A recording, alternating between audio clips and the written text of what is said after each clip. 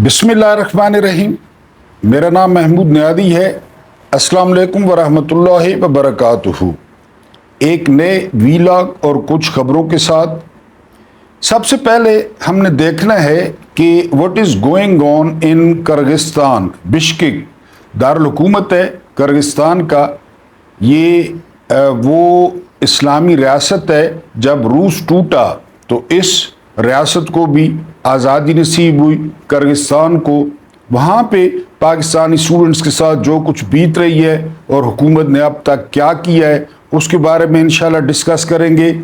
इसके अलावा बस इनकलाब जो है वो पाकिस्तान के दरवाजे पर दस्तक देने को है, क्योंकि मियाँ नवाज शरीफ साहब जो है वो PMLN मुस्लिम लीग नून के एक बार फिर सदर बन गए, तो पाकिस्तानियों के दिन वो फिरने वाले हैं। और इक़्तिदार के लिए जो है वो इमरान खान मुज़ाकरात करेंगे या नहीं, या उन्हें करने चाहिए या नहीं करने चाहिए, इस पे अपना तजिया देंगे। और एंड पे आपको बताऊंगा one and only Saddam Hussain का जो तर्ज हुक्मरानी था, जो हुक्मरानी करने का तरीका था, वो क्या था, और फिर सद्दाम हुसैन के साथ क्या हुआ, और फिर ये पैगाम देना कि सद्दाम हुसैन के साथ इक़्तिदार ने वफा न की, सद्दाम हुसैन इस अंजाम तक पहुंचा, तो फिर बाकी लोग अपनी खातिर जमा रखें, उनके पास कितनी ताकत हो, उनके पास कितने वसाइल हों, लेकिन सद्दाम हुसैन जैसी एब्सोल्यूट पावर उनके पास फिर भी नहीं है, न हो सकती है। तो उसकी आज आपको सद्दाम हुसैन की कहानी सुनाऊंगा। और दूसरा, ये एक व्यूअर की वो फरमाइश भी थी सद्दाम हुसैन। और दूसरा, एक व्यूअर ने शिकवा किया है कि जब आप मशहूर हो जाते हैं तो आप व्यूअर्स को लिफ्ट नहीं कराते। मेरा ख्याल है कि थोड़ा सा बेजा है ये शिकवा। मैंने आपको बताया है, मैं यकीन करें कि आपके सब के इतना टाइम निकाल के कमेंट्स पढ़ता हूँ, कोशिश करता हूँ जवाब देने की भी, और बहरहाल मुझे आप उन लोगों में से नहीं पाएंगे। हम पहले बात कर लेते हैं बिश्केक की। बिश्केक जो है, जिस तरह मैंने बताया, ये दारुल हुकूमत है किर्गिस्तान का। किर्गिस्तान एक बड़ी रियासत है और इस्लामी रियासत है। वहाँ पे काफ़ी सारे जो पाकिस्तानी तलबा व तलबात हैं वो तालीम हासिल करने के लिए गए हुए हैं, और ये सारे तकरीबन सेल्फ फाइनेंस वाले हैं। ये लोग वहाँ पे जाके, क्योंकि पाकिस्तान में आपको पता है इतने वसाइल नहीं हैं, तो ये लोग वहाँ जाके अपनी डिग्रियाँ जो है वो कंप्लीट करते हैं, और ख़ास कर इसमें वो मेडिकल के स्टूडेंट्स हैं। अब ये जो खर्चा है ना, ये अमेरिका में, ये बरतानिया में, ये कनाडा में, ये जो है वो नाकाबिले बर्दाश्त है पाकिस्तानियों के लिए। लेकिन चीन की कुछ यूनिवर्सिटियाँ और इन जो ममालिक हैं, इनकी जो यूनिवर्सिटियाँ हैं, उनके जो अखराजात हैं वो निस्बतन कम हैं। इसलिए पाकिस्तानियों की अक्सरियत, चाहे वो तलबा हो चाहे तलबात हो, वो तालीम हासिल करने के लिए जाते हैं, अच्छी बात है। और फिर दूसरा, उनके वालिदैन इतनी ज़्यादा कुर्बानी भी देते हैं, एक अपने बच्चों से वो जुदाई बर्दाश्त करते हैं इस उम्र में, और दूसरा ये है कि वो बहुत ज़्यादा माली कुर्बानी भी देते हैं। तो बिश्केक में बेसिकली हुआ ये कि तमाम सहाफ़ियों के बकौल कि जो किर्गिस्तान के जो नौजवान थे, उन्होंने चंद मिस्री लड़कियों को वो हरासा किया या हरासा करने की कोशिश की। आपको पता है आम रूटीन है इस उम्र में। तो फिर क्या हुआ, फिर कहा जाता है कि जो मिस्री थे ना, इजिप्शियन जो मिस्री थे, वो काफ़ी सारे इकट्ठे हो गए। उन्होंने इकट्ठे होकर वो जो किर्गिस्तान के लोग थे, लड़के थे, जो भी थे, उनको ठीक ठाक फेंटा लगाया मिस्रियों ने। जब उनको ठीक ठाक फेंटा लगा, बस बात आई गई हो गई। लेकिन आपको पता है कि अपनी गली में कुत्ता भी शेर होता है, ये एक मुहावरा है। कई लोग खैर इसको गलत साबित कर चुके हैं, लेकिन चूंकि उनका मुल्क था, उनका इलाका था, ये जो है वो गरीबुल वतन थे, ये मुसाफिर थे। यानी कई सहाफ़ियों का ये दावा है कि 2000 के करीब वो अपने साथ बुलवाई ले आए। कोई कहता है कि जी 1500 के करीब, कोई कहता है 1000 के करीब। ये सारी बातें आप इन सबको जो है ना, अगर सच भी मान लें, اگر سچ نہ بھی مانے تو اپنا ملک، اپنے لوگ، اپنی زبان، اپنی پولیس، اپنی فوج، سارا کچھ آپ کو پتہ ہے۔ تو بہرحال اس کے بعد وہاں پہ دنگے شروع ہو گئے، یعنی وہ تصادم شروع ہو گیا۔ اس تصادم میں یعنی کئی صحافی ہلاکتوں کی بھی رپورٹ کر رہے ہیں۔ اللہ نہ کرے کہ جی وہاں پہ ہلاکتیں بھی ہوئی ہیں اور پھر وہ بلوائی وہ واقعی بلوے میں تبدیل ہو گئے، یعنی وہ بات پیچھے رہ گئی جو اصل بات تھی، تو انہوں نے آ کر جو ہے وہ لوٹ مار بھی شروع کر دی، اور جو ہے وہ کسی کا موبائل اٹھا لیا، کسی کی کوئی اور چیز اٹھا لی، کسی کا کیا۔ آپ پاکستانی سٹوڈنٹس کی ویڈیوز دیکھ چکے ہوں گے، پاکستانی سٹوڈنٹس کا نہ لینا نہ دینا، نہ وہ کسی چیز میں ملوث تھے، لیکن وہ بھی لپیٹ میں آ گئے۔ جب بلوائیوں نے حملہ کیا تو کئی جو ہے وہ سٹوڈنٹس، میں نے 2 سٹوڈنٹس کی جو ویڈیو دیکھی ہے وہ واش روم سے دیکھی ہے، یعنی انہوں نے اپنے آپ کو واش روم میں بند کر لیا، کمروں میں بند کر لیا، اور وہاں پہ جو پولیس ہے اس کا کردار جو ہے وہ نہ ہونے کے برابر ہے۔ وہاں پہ پولیس حرکت میں نہیں آئی، اگر آئی تو بہت دیر سے آئی۔ اسی طرح وہاں پہ آرمی نے جو ہے نا وہ وہاں پہ اپروچ نہیں کی، انہوں نے بھی کافی جو ہے نا وہ کوئک رسپانس نہیں دیا۔ اور سب سے بڑھ کے یہ کہ حسب معمول اور توقعات پہ پورا اترتے ہوئے یہ ایٹمی طاقت، وہ ایک شخص نے لکھا تھا کہ چھوٹے سے اسلحے سے کوئی خدا نخواستہ کسی سے موبائل چھین لیتا ہے، کسی سے پرس چھین لیتا ہے۔ ہمارے پاس ایٹم بم ہے، ہم دنیا کی واحد جو ہے نا وہ ایٹمی طاقت ہیں جو بھکاری ہیں، حالانکہ ہمیں دوسرے چھوٹے چھوٹے ملکوں سے بھتہ لینا چاہیے تھا۔ یہ جو سوشل میڈیا کو برا کہتے ہیں نا، اور وبا کہتے ہیں اور بیماری کہتے ہیں، جو ان کے چہرے جو ہے نا دکھاتا ہے، اس وجہ سے اسی سوشل میڈیا نے ان کو جھنجھوڑ کے ان کو اٹھایا۔ ان طلبہ اور طالبات کا ولی وارث کوئی نہیں بنا۔ سفارت خانے آپ کو ویسے ہی پتہ ہے، ہمارے جو سفارت خانے ہوتے ہیں نا وہ نوازنے کے لیے ہوتے ہیں، چاچا بنا دو، ماما بنا دو، ریٹائرڈ جرنیل بنا دو، جو کسی کام کا نہیں ہوتا اس کو سفیر بنا دیا جاتا ہے۔ حالانکہ دنیا میں یہ جو سفارت خانے ہیں وہ وہاں اپنی کمیونٹی کا پورا خیال رکھتے ہیں ان کو، یعنی اگر یہ پاکستانی سٹوڈنٹس یہ امریکہ کے ہوتے، یہ برطانیہ کے ہوتے، یہ روس کے ہوتے، یہ کینیڈا کے ہوتے، اب تک آپ دیکھتے کہ زلزلہ آ جاتا اقوام متحدہ تک۔ اور پھر آپ کو پتہ ہے کہ سٹوڈنٹس کتنی جو ہے نا وہ آپ کہہ لیں اس کو کہ جی وہ نرم پیٹ ہوتا ہے کسی قوم کا، اور وہ ایک جذباتی وابستگی اس سے جو ہے نا وہ ظاہر کرنی پڑتی ہے کہ ایک تو پڑھنے گئے ہوئے ہیں، ایک غیر ملک میں پڑھنے گئے ہوئے ہیں، اور پھر وہ اس طرح کسی کرائسس میں پھنس جائیں۔ حسب معمول ان کا رسپانس بہت ڈیلے تھا، اور وہاں پہ سفارت خانہ پہلے رابطہ ہی نہیں کر رہا تھا۔ اب سنا ہے کہ انہوں نے کوئی نمبر جاری کیے ہیں، اب سنا ہے کہ اسلام آباد میں بھی کچھ ہلچل ہے۔ اصل میں کیا پرابلم ہے؟ اصل میں جنہوں نے اس کو اسحاق ڈار کو بنایا وزیر خارجہ، وہ صرف خزانے کے چکر میں ہے کہ مجھے کسی طریقے سے وزیر خزانہ بنایا جائے۔ یعنی اسحاق ڈار کا پاکستان کے معاملات سے کیا لینا دینا ہے؟ یہ پاکستان کی خدمت کرنے کے لیے وزیر بنتے ہیں، او اہل اقتدار اور طاقت کے نشے میں چور لوگ ہو۔ یہ کوئی پاکستان کے لیے، وہ اس کو خزانہ نہیں دیا، وہ ایک جو ہے نا سونی جس طرح وہ گھر والی رس ہے نہیں، وہ رس آتا ہے کہ جی مجھے خزانہ دیں، اور اس کو خارجہ کو منشی کو پتہ کیا ہے کہ خارجہ کیا ہوتی ہے۔ لیکن میں نے آپ کو بتایا کہ نوازنا پڑتا ہے، نواز شریف کا سمدھی ہے، نواز شریف کی بیٹی اس کے بیٹے کے گھر ہے، لہٰذا وہ جو ہے نا وہ وزیر خارجہ بھی ہے اور ڈپٹی پرائم منسٹر بھی ہے پاکستان میں، جس کا تصور ہی نہیں ہے کہ ڈپٹی پرائم منسٹر، لیکن وہ انجمن ستائش بامی کہ جی یہ نئے وزیر اعظم ہے چنن دین سیکلوں والے نہ پتر، لیکن ڈپٹی وزیر اعظم میں آئین میں گنجائش ہی نہیں ہے، نہ کوئی اختیارات ہیں وہ ڈپٹی وزیر اعظم میں۔ اس ملک سے آپ کیا توقع کریں گے؟ میں نے آپ کو بتایا کہ کوئی مہذب ملک ہوتا نا، کوئی جمہوری ملک ہوتا، لوگ اس کا جینا حرام کر دیتے حکومت کا کہ ان کے ولی وارث بنے۔ یہاں حسب معمول کریڈٹ جاتا ہے سوشل میڈیا کو، جنہوں نے ان پہ لانتیں ڈالی، جنہوں نے ان کو جھنجھوڑا، بار بار جھنجھوڑا، اور اب جو ہے وہ کہا جا رہا ہے کہ جو ایمبیسی ہے پاکستان کی کرگستان میں، اب کرگستان بھی بدماش بن گیا ہے۔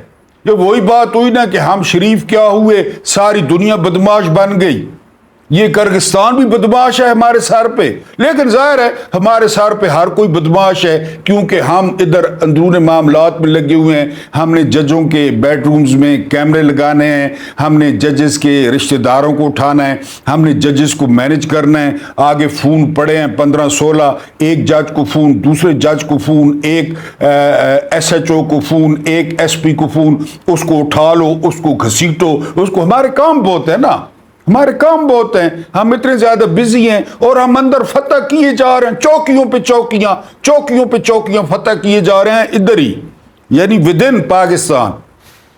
ورنہ ان کو ایسا پیغام جاتا ہے یہاں سے کہ جی وہ جو ہے نا، اب تم لوگ بھی ہمارے سر پہ کھڑپینچی کرنا شروع ہو گئے ہو، یعنی بچے گئے ہوئے ہیں، وہ سیلف فنانس پہ گئے ہیں وہ پڑھنے، اب تم جانو اور مصری جانو ہاسٹل پہ حملہ کرنے کی کیا تک بنتی تھی۔ بہرحال آپ کو بتایا ہے، یہاں کا جو آدم باوا ہے وہی نرالا ہے، اسحاق ڈار وزیر خارجہ ہے، یعنی آپ کسی پڑھے لکھے بندے کو بتائیں کہ اسحاق ڈار اس ملک کا وزیر خارجہ ہے تو اس نے آپ کا مذاق ہی اڑانا ہے۔ ان کو پاکستان کے معاملات سے، بہرحال ہماری دل سے دعا ہے کہ بشکیک میں جتنے بھی، یہ دارالحکومت ہے کرغستان کا، جتنے بھی ہمارے بچے، ہماری بچیاں، خاص کر ہماری بچیاں بہت سینسٹیو ہوتی ہیں، بہت ان کے چھوٹے دل ہوتے ہیں، ہونے بھی چاہیے، تو ان کو اللہ پاک اپنی حفاظت میں رکھے۔ ان سے گزارش ہے وہ احتیاط کریں، وہ محفوظ مقامات پہ رہیں، کسی قسم کی جو ہے کارروائی میں وہ حصہ نہ لیں، اور اپنے آپ کو جتنا بچا کے رکھ سکتے ہیں وہ رکھیں۔ اور اسلام آباد سے گزارش ہے، خدا کے واسطے 1 منٹ کے لیے اپنے بچوں کو ذہن میں لے آؤ، 1 منٹ کے لیے اپنی بچیوں کو ذہن میں لے آؤ، وہ پاکستان کے بچے ہیں، وہ پاکستان کی بچیاں ہیں، ان کو کچھ کریں، سفارت خانے کو ایکٹیویٹ کریں، یہاں سے کوئی بندہ جو ہے نا وہ جائے اور وہاں پہ معاملات کو دیکھے، اور ان جو ہے وہ والدین کو، اب دیکھیں کہ بچیاں اور بچے وہاں پہ پریشان ہیں اور ادھر ان کے والدین وہ سولی پہ لٹکے ہوئے ہیں، جب تک معاملات سالو نہیں ہو جاتے۔ تو بہرحال ہم ان کے لیے دعا گو ہیں کہ ایک تو اللہ پاک ان کو اپنے مقاصد میں کامیاب کرے، وہ ڈگریاں لیں اور ان کو اچھے عہدے ملیں، اور دوسرا یہ کہ اس مصیبت سے، اور یہ بھی ان کو میں کہوں کہ وہ ماشاءاللہ یہاں سے وہاں چلے گئے ہیں، وہ اتنے جگر والے ہیں، اتنے دلیر ہیں، تو یہ ایسی جو اونچ نیچ وہ زندگی میں آتی رہتی ہے، لیکن اپنے آپ کو بالکل سائڈ پہ رکھیں۔ آپ کو جس بات کی مبارکباد دینی تھی، لیکن اس سے پہلے میرا ایک جو ہے نا محترم ویور ہے کہ جی آپ باتیں دہراتے ہیں، یار میں باتیں نہ دہراؤں تو کیا کروں؟ اب یہ نواز شریف نون لیگ کا صدر بن گیا، اب انقلاب آ نہیں گیا، بس اب ابھی یہ انقلاب نہ آپ کے دروازے پہ یا بیل مارے گا یا دستک دے گا۔ اگر آپ کی بیل نہیں ہے تو اس میں نواز شریف کا تو قصور نہیں ہے نا، آپ کا قصور ہے، ورنہ انقلاب تو بیل مار دیتا۔ میں نے ڈاکٹر البرٹ آئنسٹائن کو 3-4 دفعہ کوٹ کیا ہے۔ کوٹ کس لیے کیا ہے؟ آئنسٹائن سے کسی نے پوچھا، دنیا کا بہترین دماغ، کہ سر یہ پاگل پن کی کیا تعریف ہے؟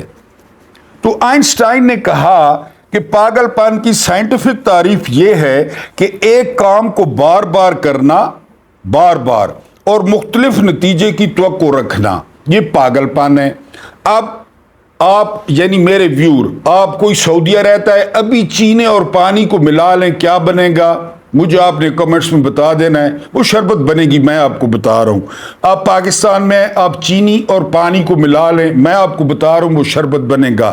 آپ کشمیر میں ہیں، آپ ابھی چینی اور پانی کو ملا لیں، وہ شربت بنے گا۔ پھر چوتھی دفعہ آپ یہ کریں تو پھر آپ پاگل ہی ہیں نا، ویری سوری ٹو سے۔ کیا وہی کر رہے ہیں اور کہہ رہے ہیں کہ نہیں میں یہ کروں گا شہد بن جائے گا؟ نہیں جی، اب یہ کروں گا نا تو یہ کوئی بیماری کا سیرپ بن جائے گا، نہیں جی اب یہ کروں گا نا تو نہیں، وہ شربت ہی بنے گا۔ ایک اور مثال، H2O، ہائیڈروجن کے 2 اور آکسیجن کا 1، یہ جب آپس میں ملیں گے نا پانی بنے گا۔ پاکستان میں، انڈیا میں، امریکہ میں، کینیڈا میں یہ آکسیجن اور ہائیڈروجن مل کے پانی بنائیں گے۔ پانی کا فارمولہ ہے H2O، یہ ہی بنائیں گے، جہاں بھی کر لیں گے۔ پھر آئنسٹائن سچا ہے نا یار، کہ ایک کام کو بار بار کرنا اور مختلف نتیجے کی توقع رکھنا۔ नवाज शरीफ सदर बन गए। यानी मैंने आपको बताया ना कि हमारे माथे पे क्या लिखा हुआ है, क्या इन्होंने देख लिया है लिखा हुआ हमारे माथे पे। तो ये पिछले 40 साल से क्या था, यही वही पुरानी वारदात, बैड कॉप गुड कॉप। अब ये मुख्तलिफ लाइन लेगा, हैं यानी समधी डिप्टी वजीर आजम है, बेटी वजीर आला है, भाई वजीर आजम है, ये डिफरेंट लाइन लेगा। अभी मैं आपको बता रहा हूं, पेट्रोल की कीमतें बढ़ी ना तो ये कहेंगे कि रात को हमने पेट्रोल की जो कीमतें बढ़ाई तो नवाज शरीफ ने टांगे ऊपर कर ली, सर नीचे कर लिया, इतना परेशान हुआ। हमने डीजल की कीमत बढ़ाई तो नवाज शरीफ वाशरूम में घुस गया और 5 घंटे बाद निकला, इतना उसको अफसोस हुआ। ये यही करेंगे। अब ये एंटी स्टैब्लिशमेंट जो है ना चू चू करना शुरू करेगा। इनका ये तरीका वारदात है, आपको बता रहा हूं। वरना पहले मुस्लिम लीग नून का सदर कौन था? ये मुस्लिम लीग नून के यानी किसकी बात मान रही थी? शहबाज शरीफ की? बताएं, हनीफ अब्बासी की या किसी पुराने वर्कर की? ये लिमिटेड कंपनी है, लिमिटेड। उनका वो खानदान, इनके जो नौकर चाकर हैं वो नौकर चाकर हैं। और जो है ना ये कोई इमरान खान है कि बैरिस्टर गौर के हवाले पार्टी कर दे अल्लाह के तकवे पे या अल्लाह के तवक्कुल पे कि देखा जाएगा। और उन्होंने पार्टी को नुकसान भी ठीक ठाक पहुंचाया है इधर उधर मुंह मार के, लेकिन उसने कहा ठीक है देखा जाएगा, क्योंकि पीटीआई का मतलब है इमरान खान और इमरान खान का मतलब है पीटीआई। तो ये गुड कॉप बैड कॉप। अब ये मुखालफतें शुरू करेगा। ये जी मुस्लिम लीग नून का सदर बन गया है, फिर किकरा चावलनी दो देगा मंडा भाई मुस्लिम लीग नून ना सदर बन गया है। सिर्फ अफसोस इस गल ना है कि जेड़ी कौम नाल तुहाडा वास्ता पिया है ना, उस कौम को तुसा हर 2 महीने बाद चूना ला गिने हो। सिर्फ अफसोस इस गल ना है। वलना रोक तो सरदार दाऊद, जनरल दाऊद को जिस तरह काबुल की सड़कों ते ध्रुआ ना लोग, उस तरह तो ध्रुवना चाहिए सारे हुक्मराना को, सारे को। जिस हाल पे तुम लोगों ने पहुंचा दिया इस कौम को, लेकिन तुम लोगों ने इधर बड़ा सा चे लिखा हुआ पढ़ लिया है। वो देखे ना कश्मीरियों ने 3 रुपए करा लिया है बिजली, पंजाबी बैठे रहो, बिल्कुल सिंधी बैठे रहो, चाकरी कहने रहो ना हुक्मरानियां निया। कश्मीरियों ने करा लिया 3 रुपए। एक तोड़े पर 1100 रुपया कम कराया है आटे के, एक तोड़े पे 1100। हम नहीं कहते हमें कश्मीर वाला स्टेटस दें, लेकिन जो हमारे साथ हो रहा है तो उसमें तो कमी आ सकती है। लेकिन हम चिल कर, हर कोई चिल कर रहा है, मैं आप हर कोई। उन्होंने करा लिया 3 रुपए यूनिट बिजली का। अभी ये इंशाल्लाह बिल आएंगे तो आपको पता चलेगा बिजली के। जाहिर है आपने जो है ना वो कूलर इस्तेमाल करने हैं, आपने पंखे इस्तेमाल करने हैं, जिसके पास एसी है उसने एसी इस्तेमाल करना है, पता चल जाएगा। कश्मीरियों ने करा लिया है तो इसी तरह होता है। हम पढ़े हैं खासकर पंजाबी यानी 12 करोड़, और वैसे भी इन्होंने हर फाते का जो भी बाहर से आया पंजाबियों ने उसका इस्तकबाल किया, बिल्कुल कि ठीक है जी आ जाओ हम पे हुक्मरानी करो। तो नवाज शरीफ फिर सदर बन गए। इधर हमारे चे लिखा हुआ है और ये अब ये नया चूरन कि जी या होंड खाए। पहले उन्होंने क्या कहा था, ये क्या कहते थे, नवाज शरीफ को आने दो लंदन से, आने दो, जद मियां आवेगा लग पता जावेगा। आ गया, लोगों कुत्ते जितनी परवाह नहीं की थी कि कौन आया साकू के, वो कबूतर बैठेना पे, ये करना पे, वो करना पे। क्या हुआ इसके आने से, क्या हुआ? नीचे कमेंट्स में लिख दें किसने लंदन से आने पर क्या हुआ। भागा था कुत्ते का खून दिखा के तो क्या हुआ पाकिस्तानियों को, वापस आया तो क्या हुआ, क्या उखेड़ लिया इसने। यास्मीन राशिद ने 67,000 लीड के इससे हराया है, 67,000 लीड से। लेकिन ये मेडिकली मर्द है, ये मुआयना कराएं तो मर्द हैं, मर्दों वाली बात तो नहीं है ना।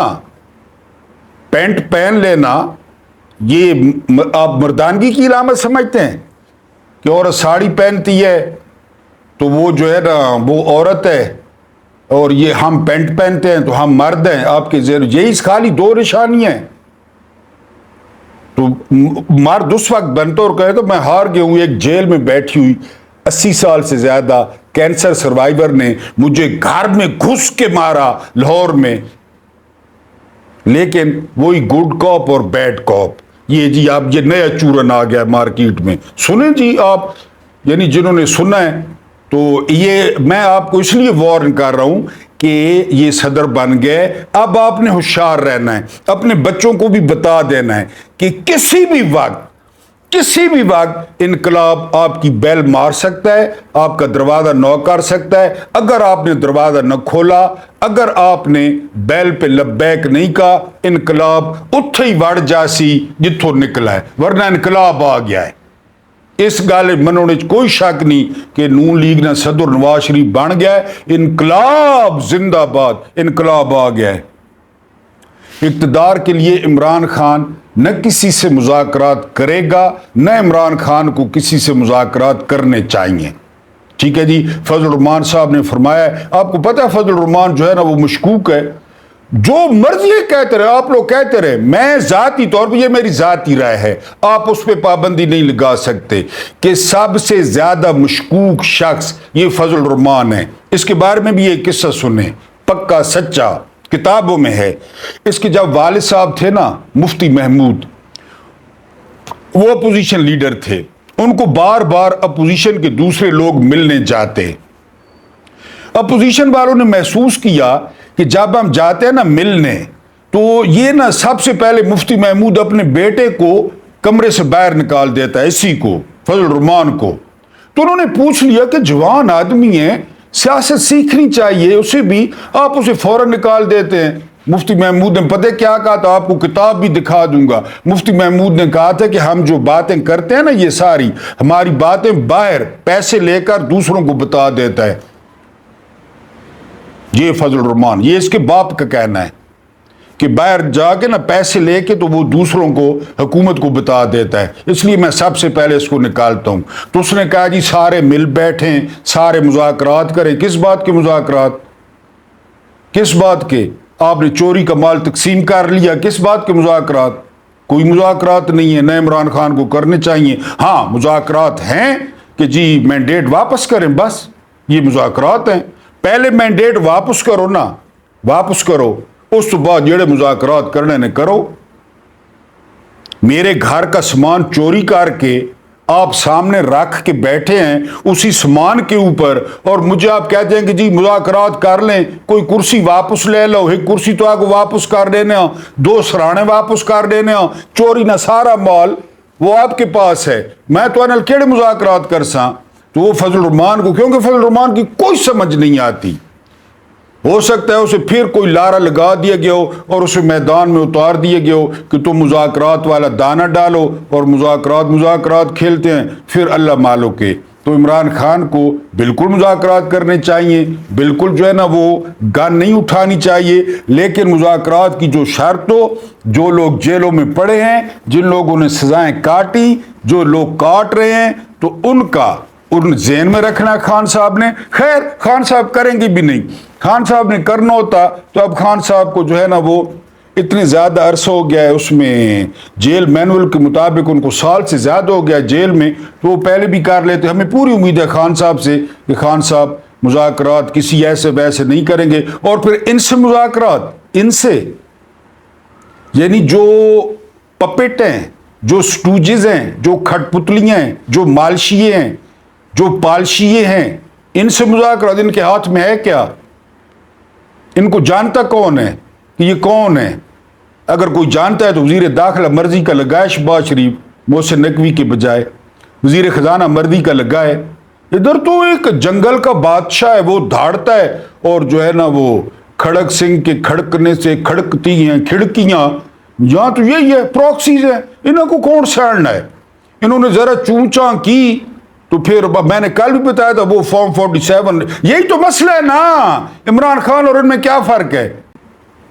یہ فائلوں کے ڈھیر دیکھیں، وہ نکال لیتے ہیں اور ان کی بس ہو جاتی ہے، وہ نکال لیتے ہیں۔ تو بات کرنے کا مطلب یہ ہے کہ ان کے ہاتھ میں ہے کیا؟ ان سے مذاکرات جو ہے نا وہ آپ کی توہین ہوگی۔ بہرحال آج آپ کو حکومت سے کوئی مذاکرات نہیں ہونے چاہیے۔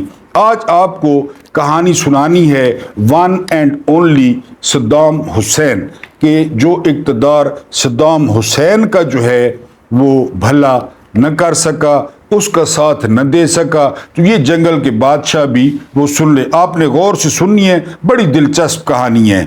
شاہی محل کے تپتے گراؤنڈ میں لوہے کی ایک کوٹڑی ہے جس کی لمبائی 10 اور چوڑائی 13 فٹ ہے۔ عراق کے سابق صدر اس کوٹڑی میں قید تھے۔ 10x13 sorry. اس گراؤنڈ سے چند قدم آگے بڑھیں تو اس محل کی حدیں شروع ہوتی ہیں جو کبھی صدر کا شاہی مسکن تھا۔ اس محل میں 100 بیڈ روم تھے۔ اس کے ڈرائنگ روم، کھانے کے کمروں، لابی اور دربار ہال کی دیواروں پر سونے اور چاندی کا کام تھا۔ اس کے سارے وہ شینڈلیئر، سارے لیمپ، سارے گلوب اٹلی سے بن کر آئے تھے۔ پردے خالص چینی سلک کے تھے اور انہیں فرانسیسی درزیوں نے سیا تھا۔ صدر کا بیڈ روم زمین پر جنت تھا۔ دبیز قالین، دور دور تک روشنیوں اور اندھیروں کے سمٹتے پھیلتے سائے، پروں کا نرم بستر پروں کا، اور بدن کی ضرورت کے مطابق پلنگ کا درجہ حرارت، یعنی صدر پہلو بدلتے تھے تو کمرے کا درجہ حرارت بھی بدل جاتا تھا، اندازہ کریں۔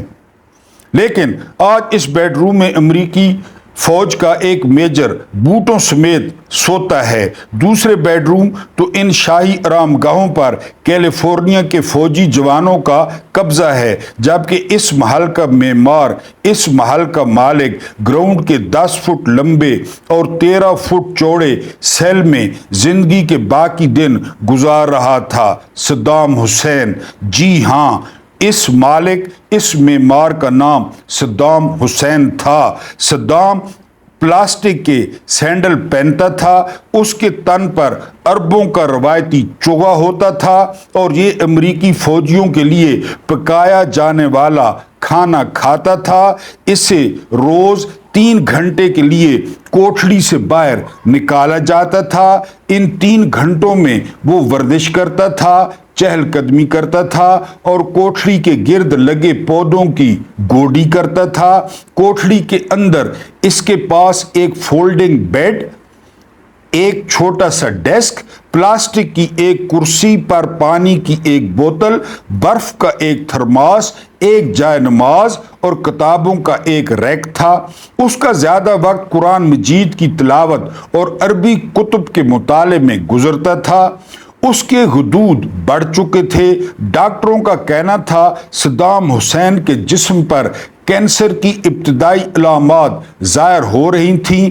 اس کی ایک آنکھ میں بھی مسلسل درد رہتا تھا۔ 2 ہفتے قبل اسے بلیک ہاک ہیلی کاپٹر کے ذریعے ہسپتال لے جایا گیا تھا۔ ڈاکٹر نے طبی معائنے کے لیے اس کا خون لیا تو اس نے دکھی لہجے میں سرگوشی کی تھی، میں آج سوچتا ہوں کاش میں سیاستدان کی بجائے محض ایک ڈاکٹر ہوتا۔ یہ ڈاکٹر کو کہا۔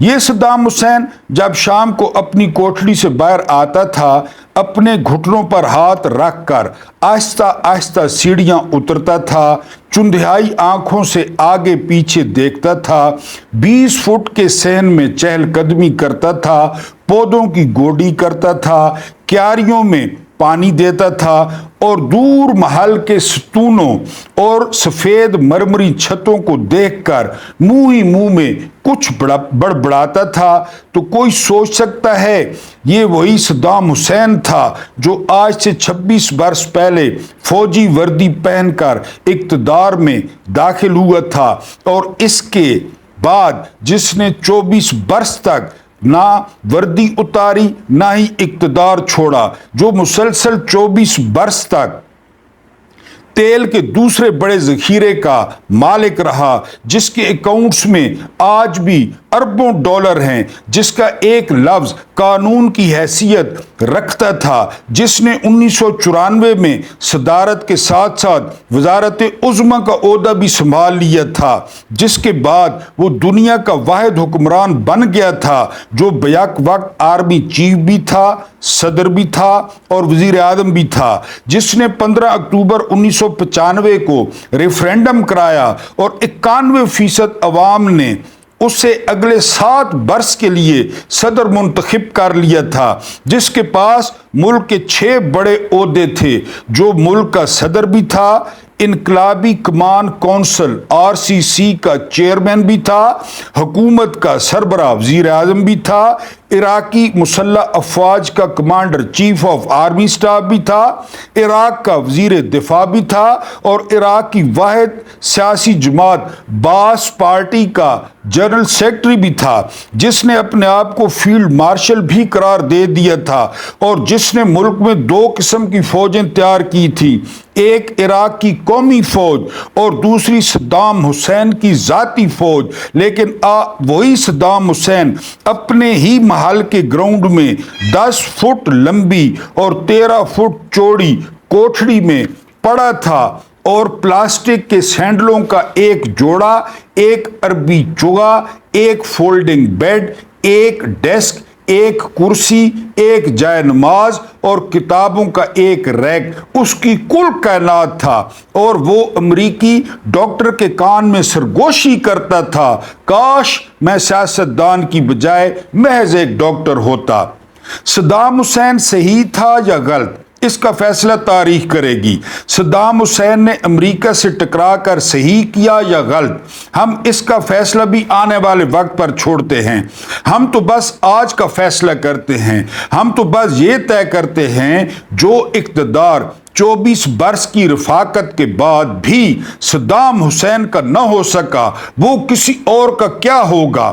وہ اقتدار تمام عمر کس کے ساتھ چلے گا جس اقتدار کو صدام حسین کا ریفرینڈم، اس کا فیلڈ مارشل کا عہدہ، اس کی سیکرٹری جنرل شپ، اس کی وزارت دفاع، اس کی کمانڈر شپ، اس کی وزارت عظمیٰ، اس کی RCC کی چیئرمین شپ، اس کی وردی اور اس کی صدارت نہ بچا سکی؟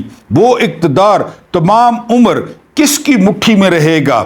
صدام حسین کی یہ کوٹھڑی، 10 بائی 13 فٹ کا یہ سیل، دنیا کے ان تمام حکمرانوں کے نام اللہ کا پیغام ہے، خاص کر پاکستانیوں کے، جو اپنے اقتدار کو لوہے کی بنیادیں پلانا چاہتے ہیں، جو آخری سانس تک حکومت کرنا چاہتے ہیں، جو وردیوں، عہدوں اور فوجوں کو اپنی بقا سمجھتے ہیں، جن کا خیال ہے وہ اور ان کا اقتدار قائم ہے تو دنیا میں امن ہے، دنیا میں سورج کی دستک اور چاندنی کی آہٹیں ہیں، وہ ہیں تو کرۂ ارض پر ہوائیں چلتی ہیں، اور وہ ہیں تو بیج کے شکم سے رزق نکلتا ہے، جنم لیتا ہے۔ یہ صدام حسین پیغام ہے اس دنیا کے تمام حکمرانوں کے نام۔ یہ زمین، اس زمین کے تمام باسی اور ان باسیوں کے گرد کھچے نقشے، حدیں اور سرحدیں صرف اور صرف اللہ کی امانت ہیں، اور جس نے اللہ کی امانت کو اپنی ملکیت بنانے کی کوشش کی، اس کا انجام بھی 10 بائی 12 فٹ کی کوٹھڑی ہوگا۔ امید ہے آپ کو سٹوری پسند آئی ہوگی، لیکن ایک بار پھر ریکویسٹ ہے حکومت سے کہ وہ جلد از جلد بشکیک میں پھنسے پاکستانی طلبہ اور طالبات کی مدد کو پہنچے اور سفارت خانے کو ایکٹیویٹ کرے۔ اللہ پاک آپ لوگوں کو آسانیاں عطا فرمائے، اللہ پاک آپ لوگوں کے رزقوں اور آپ لوگوں کے دسترخوانوں کو وسیع کر دے۔ مجھے برداشت کرنے کا بہت بہت شکریہ۔